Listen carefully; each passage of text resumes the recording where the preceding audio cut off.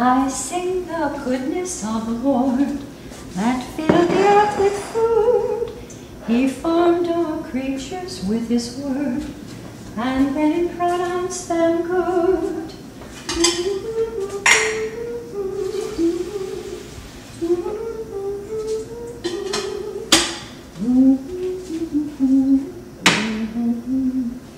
You got our present. Hello, I'm Sandy White, and welcome to my family's kitchen.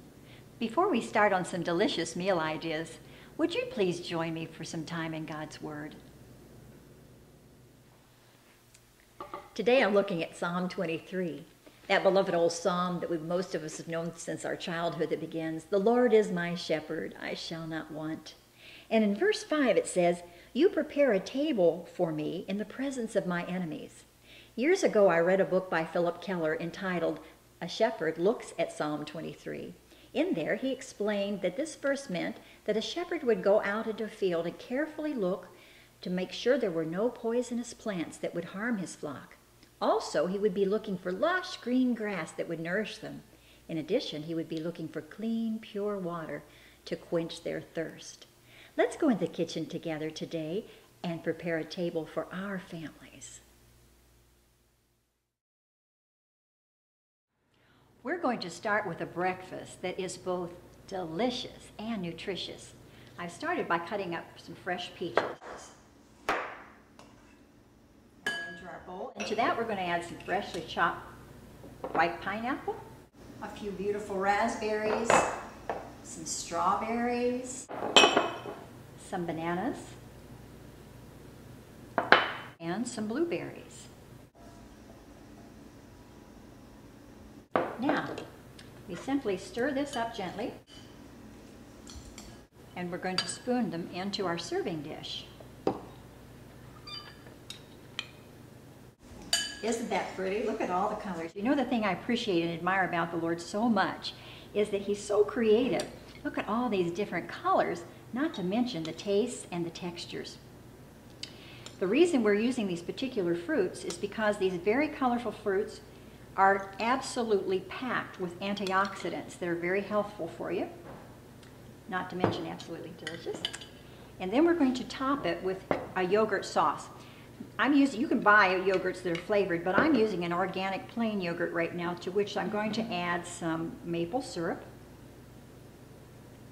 just a spoonful or so, just to give it a little bit of sweetness, because the fruit is quite sweet on its own. Stir that in well. And then I'm going to put just about a capful of this pure vanilla extract. Now, the reason I want to use pure vanilla extract is because many of the imitation vanilla extracts actually have some harmful chemicals in them that we don't want to introduce to our bodies, because remember, our bodies are the temples of God, and we want to glorify God with what we eat and what we drink and what we put on and what we say and all of our words and deeds. Now, we're going to drizzle some of this yogurt over. Isn't that pretty? This could actually be used as a dessert as well. It's very pretty. And we're going to sprinkle on the top. You can use your favorite kind of nut. Mine happens to be pecans. There we have an absolutely beautiful presentation for breakfast or a quick dessert. Now, let's say you're just too busy to be able to savor this bite by bite. So you could take the same combination and put it in your blender and make a smoothie out of it and have a delicious and nutritious on-the-go meal. We're going to use the same colorful and delicious fruits that we used in our breakfast menu for a colorful and raw dessert that will really impress our family and our guests. We're going to start by taking a glass pie plate, or you can use a tart pan if you like, and to make the crust for this, we're going to be using date pieces. There are some date pieces that are quite hard. I'm putting in about 1.5 cups. If when you taste them they're quite hard, then what you would want to do is soak them a little bit in some water, and about the same amount of pecans. And to that I'm going to add some butter. This is about 2/3 of a stick of butter. Now, we use butter and not margarine, because margarine is filled with all kinds of chemicals you don't want to be putting in your body or your family's, and there's just a hint of cinnamon going in here, okay?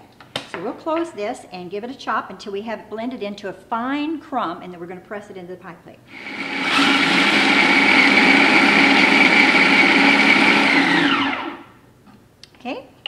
that should be sufficient. Remove this dangerous blade.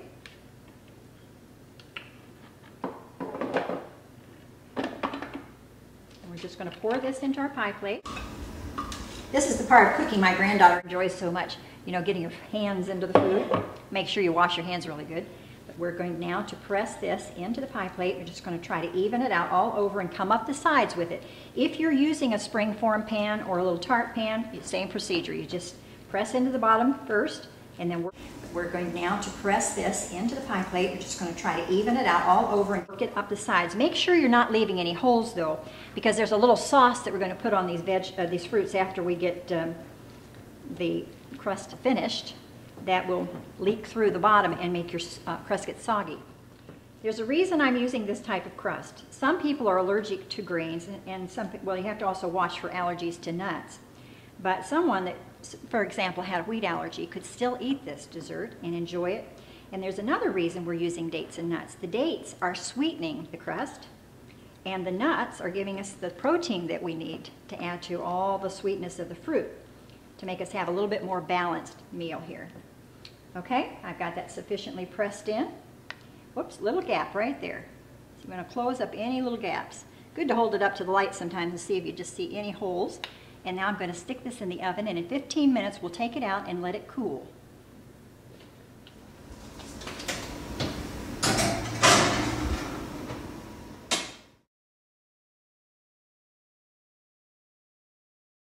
I have a whole chicken.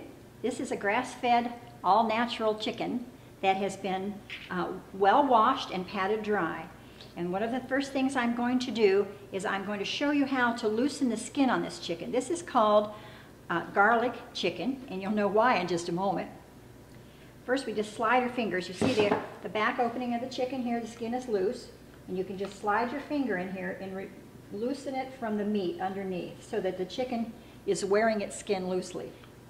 We're going to do that across the breast. Another hands-on meal. All right, and then we're going to come around the leg and thigh. Just go around the corner. You'll feel a few little attachments there that enable the chicken to walk successfully, I suppose. And the chicken with oil here on its outer skin. The reason we want to coat it well with olive oil is because we're going to be cooking at a very high temperature. We're going to be cooking at 450 degrees. Purpose for that is to sear in all the juices so that the chicken will come out very, very moist. Okay, and here's the use for our little garlics. Now we've loosened the skin, and we're just going to start tucking these garlic pieces up under the skin of the chicken every couple inches or so. So if you're a hands-on cook, this is the dish for you, right? This is so delicious. A friend of mine actually taught me how to do this when we were paying them a visit up in Savannah. And it was a quick to fix meal because this chicken takes about 45 minutes to cook because we're cooking it at a high heat. We're going to cook it, as I said, at 450 degrees for about 20 minutes, and then we're going to reduce the oven again to 350 degrees. I'm going to tuck a few of these up inside the cavity. And don't forget that we want to come down around the thigh and the legs so that they have that wonderful garlicky flavor. You know, garlic is a very special food. It has so many redeeming qualities other than maybe having garlic breath to scare away your friends. But actually, I found that when you're using fresh garlic, not processed garlic, that actually doesn't give you that garlic breath.